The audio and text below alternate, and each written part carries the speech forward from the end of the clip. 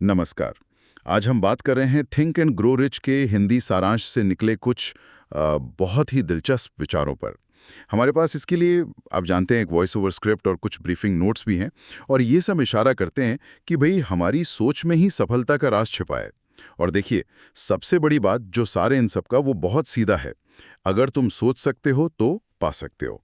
मतलब असल खेल तो दिमाग का ही है। बिल्कुल। और यहाँ हमारा मकसद सिर्फ ये नहीं कि पैसा कैसे कमाएं, अमीर कैसे बने, नहीं, बल्कि उन सिद्धांतों को समझना है जो ये स्रोत बताते हैं, जिनसे कोई भी एक बेहतर सोचने वाला इंसान बन सकता है। सोच की क्वालिटी बदलने की बात है ये। हाँ, सही कहा। तो पहली सीढ़ी क्या है? वो है एक ज्वलंत इच्छा, मतलब बर्निंग डिजायर। स्रोत कहते हैं कि ये कोई ऐसी वैसी चाहत नहीं, बल्कि वो लगन है जो क्या कहते हैं, सोने न दे, चैन न लेने दे। ये जुनून वाली बात, क्या ये वाकई इतनी जरूरी है? स्रोत तो यही मानते हैं, उनके हिसाब से तो यही मतलब पहला गियर है।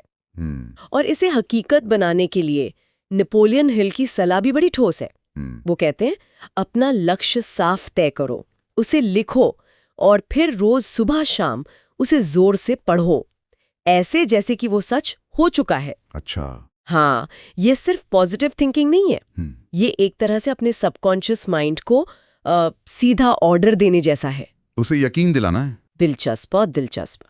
अच्छा, इच्छा के बाद आता है विश्वास और ऑटो सजेशन। यहाँ एक बड़ा सवाल है जो स्रोतों में भी दिखता है। भाई, अगर हमें खुद पर ही यकीन नहीं तो कोई और क्यों करेगा? यहीं पर ये ऑटो सजेशन मतलब आत्म सुझाव आता है। ये कैसे काम करता है असल में? हाँ, इसका सिद्धांत ये है कि रोज खुद से वो बातें कहना जो हम बनना चाहते हैं या पाना चाहते हैं।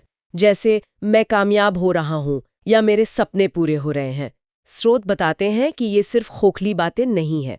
मतलब विचार ये है कि लगातार दोहराने से ना ये बातें हमारे अवचेतन मन में बैठ जाती हैं और फिर वो मन हमारे बर्ताव को, हमारी एनर्जी को, यहाँ तक कि मौकों को भी हमारी इच्छा की तरफ मोड़ने लगता है।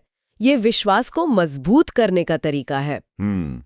तो मतलब सिर्फ इच्छा और विश्वास से काम नहीं चलेगा, कुछ और भी चाहिए होगा। क्योंकि स्रोत एक जगह कहते हैं, knowledge is only potential power, ज्ञान केवल संभावित शक्ति है। तो इसका मतलब क्या हुआ फिर? बिल्कुल सही पकड़ा। मतलब ये कि सिर्फ जानकारी होना ही ताकत नहीं है। असली पावर तो तब आती है जब उस ज्ञान को इस्तेमाल किया जाए, एक ठोस प्लान बनाकर उसे एक्शन में बदला जाए। एक्शन। हाँ, स्रोत इस पर बहुत जोर देते हैं। प्लान बनाओ, उस पर चलो और हाँ, गलतियों से सीखो। और एक और अहम बात, ऐसे लोगों के साथ रहो जो हौसला दें, जिन्हें हिल ने मास्टरमाइंड ग्रुप कहा है। वो लोग नहीं जो शक पैदा करें या नीचे खींचें। माहौल, अब देखिए, बहुत मायने रखता है। बिल्कुल। और जब एक्शन लेते हैं तो मुश्किलें तो आती ही हैं। यहाँ पर शायद वो अटलता मतलब परसिस्टेंस काम आती है। स्रोत कहते हैं कि ज्यादातर सपने इसलिए अधूरे रह जाते हैं क्योंकि लोग बस रुक जाते हैं सही समय से पहले। एकदम। अटलता ही वो गोंद है जो इच्छा, विश्वास, योजना सबको चिपकाए रखती है। सिद्धांत तो साफ है, जो चलते रहते हैं वही मंजिल तक पहुंचते हैं। लेकिन इस रास्ते का सबसे बड़ा कांटा, जैसा स्रोत बताते हैं, वो है डर। डर, हाँ। असफलता का डर, लोग क्या कहेंगे उसका डर, गरीबी का डर, ये सब।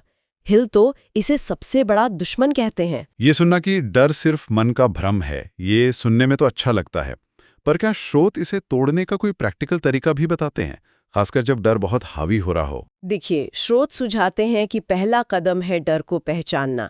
आखिर ये डर है किस चीज का? फिर उसे तर्क से देखो, उसे चुनौती दो। हिल का नजरिया है कि डर अक्सर भविष्य की किसी काल्पनिक बुरी घटना पर टिका होता है। उसे आज की सच्चाई से, अपनी काबिलियत से तौलना जरूरी है। डर को शायद जड़ से खत्म न कर सके, पर उसे इतना काबू में कर लें कि वो हमारे एक्शन को न रोके। बस यही लक्ष्य है। तो अगर हम सब बातों को एक साथ रखें, एक मजबूत जलाने वाली इच्छा, उस पर अटूट विश्वास, ऑटो सजेशन से मदद लेकर ज्ञान को प्लान में बदलना और एक्शन लेना, और फिर चाहे जो हो अटलता से लगे रहना, डर को काबू में रखते हुए। हाँ बिल्कुल, और ये सब घूम फिरकर उसी एक बात पर आता है, क्योंकि जो तुम सोच सकते हो और उस पर यकीन कर सकते हो वो तुम पा सकते हो।